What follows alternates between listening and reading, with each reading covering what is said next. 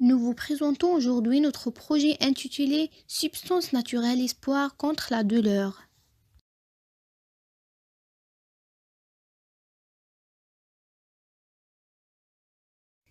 C'est Boris Ghana qui parle maintenant. Le sommaire de cette présentation comprend plusieurs thèmes.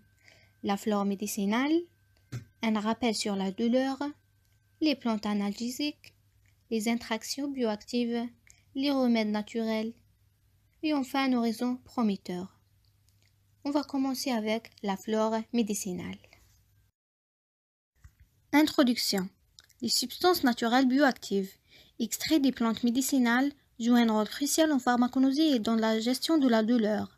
Selon l'Organisation mondiale de la santé OMS, environ 80% de la population mondiale utilise des plantes médicinales comme première source de soins, soulignant leur importance dans les systèmes de santé traditionnels et contemporains. Ces substances continuent d'être largement étudiées et exploitées pour leurs propriétés analgésiques uniques, leur biodisponibilité optimale et leur impact réduit sur l'organisme par rapport aux traitements synthétiques. En effet, elles offrent des alternatives thérapeutiques efficaces qui non seulement soulagent la douleur, mais aussi préservent la santé globale des patients grâce à leur moindre toxicité et à leur capacité à mieux interagir de manière plus douce avec les mécanismes corporels. Maintenant, on va faire un rappel sur la douleur. En fait, pour simplifier, on peut définir la douleur comme étant une sensation désagréable et nocive que reçoit un corps suite à un stimulus concret, qu'il soit matériel ou moral. Cette dernière fait partie du système de défense de l'organisme. En effet, lorsque le corps détecte une maladie, une blessure ou une anomalie, il déclenche un signal de douleur qui est une sorte d'alarme. Pourquoi? Pour nous faire réagir. Alors, par exemple, retirer la main du feu, ne pas marcher avec une entorse, nous soigner ou nous protéger d'une blessure. Le signal de douleur est différent en fonction de la cause de la douleur. Ça, c'est tout à fait logique. Une brûlure ne provoque pas la même sensation qu'une fracture ou qu'une chute. Mais la douleur varie également en fonction des personnes, des émotions, de notre mental, notre stress, notre éducation et de notre culture. Elle est plus ou moins facile à supporter. Un moment de plaisir peut la faire calmer. Par contre, une anxiété ou une période de dépression accentue la douleur et la rend plus difficile à vivre.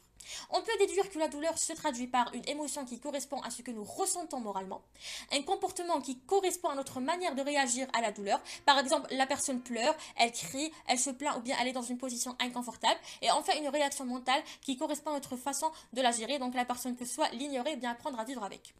Donc pour conclure, la douleur est une expérience personnelle et subjective. On distingue trois grands types de douleurs. On a tout d'abord les douleurs nociceptives. Alors ce sont les douleurs qui surviennent lorsque l'intensité des informations transmises par les fibres de la douleur est suffisamment importante pour prévenir le cerveau. Alors ces douleurs sont les plus courantes. Elles correspondent aux traumatismes tels que choc, coupure, brûlure ou sont associées aux phénomènes inflammatoires tels que abcès dentaire et appendicite. Il faut noter que ce type de douleur est généralement aigu, mais entre largement dans les causes de douleurs chroniques. Par exemple, l'inflammation chronique des articulations touchées par l'arthrose est à l'origine de douleurs chroniques liées à cette maladie.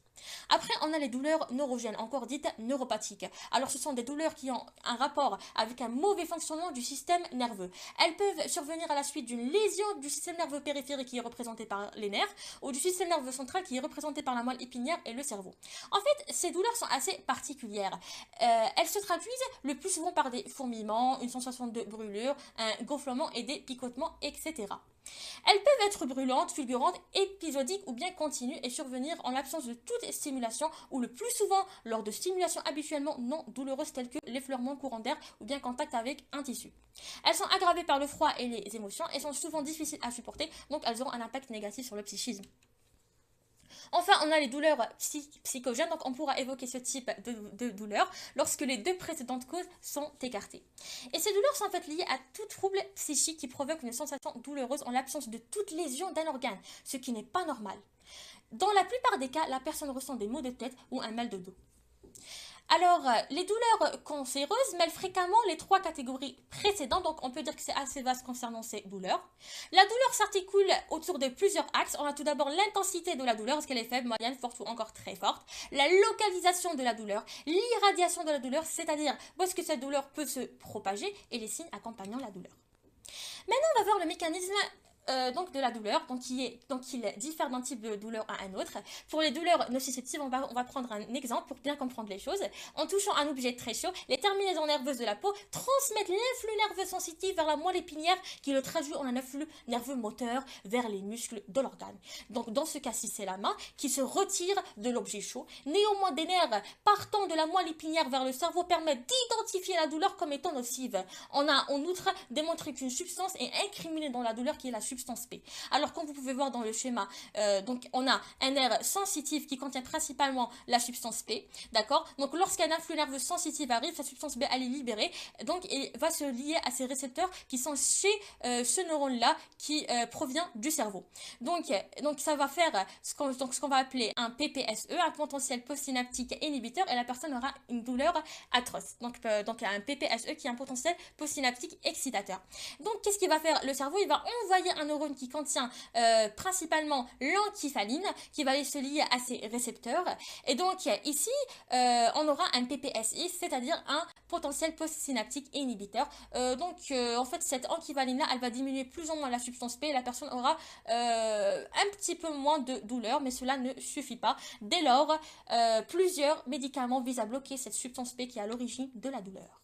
L'origine des liaisons nerveuses est très variée. Il peut s'agir d'un traumatisme, d'un rapport d'oxygène insuffisant, d'une infection par le virus du zona, d'une maladie métabolique telle que le diabète, d'une intoxication ou même de l'effet de certains médicaments, notamment utilisés dans le traitement du sida. Donc c'est assez vaste. Il faut également noter que ces douleurs sont souvent difficiles à soulager. Elles évoluent et persistent malgré la guérison de la lésion nerveuse.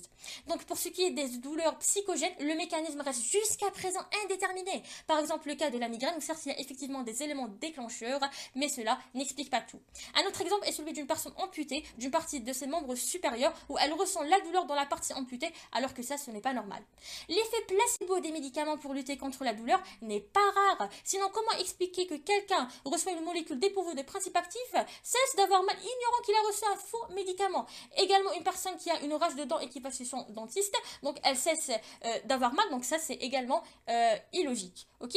Donc en outre, la théorie du gate control explique que la douleur est subjective et pour la même douleur, une personne peut avoir très mal, l'autre moyennement mal, voire une douleur légère ou absente, ce qui explique que la douleur est sous contrôle du cerveau. Maintenant, reconnaître ces différents types de douleurs nous permet de choisir le bon traitement et de les soulager efficacement. Et enfin, toute douleur doit être signalée et soulagée rapidement pour éviter qu'elle ne s'y installe et ne devienne chronique car les complications risquent d'être. Plantes analgésiques. Les plantes médicinales dotées de propriétés analgésiques jouent un rôle crucial dans le soulagement de diverses douleurs, telles que les douleurs musculaires, articulaires ou inflammatoires. Elles contiennent des substances bioactives capables d'interagir avec les mécanismes physiologiques pour atténuer ces sensations désagréables. Bien que les antalgiques, analgésiques et opioïdes soient couramment utilisés pour éliminer la douleur, ces solutions synthétiques peuvent entraîner des effets secondaires significatifs, notamment des risques de dépendance. À l'inverse, les plantes médicinales offrent une alternative naturelle et prometteuse avec une efficacité prouvée et une moindre toxicité pour l'organisme. Selon l'Organisation mondiale de la santé, l'OMS, environ 25% des médicaments modernes dérivent directement de plantes. Leur contribution reste essentielle pour le développement de nouvelles thérapies, en particulier dans le domaine de la gestion de la douleur. Pour commencer, examinons le saule blanc, une plante emblématique connue pour ses propriétés analgésiques. Appartenant à la famille des salicacées, son nom scientifique est Salix alba. Plus communément appelé saule blanc, il pousse principalement dans les zones humides et le long des rives. Son écorce, utilisée comme drogue, contient de la salicine, une substance analgésique qui soulage particulièrement les douleurs liées à l'arthrite. En complément, intéressons-nous maintenant au pavot à opium, une plante célèbre pour ses substances puissantes comme la morphine. De la famille des Papaveracées, il porte le nom scientifique Papaver somniferum et est connu sous le nom vernaculaire de pavot à opium. Cette plante, qui pousse dans les régions tempérées au sol riche, produit un latex appelé opium contenant des substances analgésiques telles que la morphine et la codéine. Ces composés sont particulièrement efficaces contre les douleurs aiguës et chroniques, notamment après une chirurgie. Passons à une plante plus douce, mais tout aussi efficace, la camomille. Elle appartient à la famille des Astéracées et son nom scientifique est Matricia camomilla. Couramment appelée camomille, elle pousse dans les prairies et les champs cultivés. Ces capitules floraux, qui constituent la drogue, renferment des composés analgésiques tels que l'apigénine et le bisabobol, reconnus pour leurs propriétés antispasmodiques et sédatives, idéales pour réduire les douleurs inflammatoires.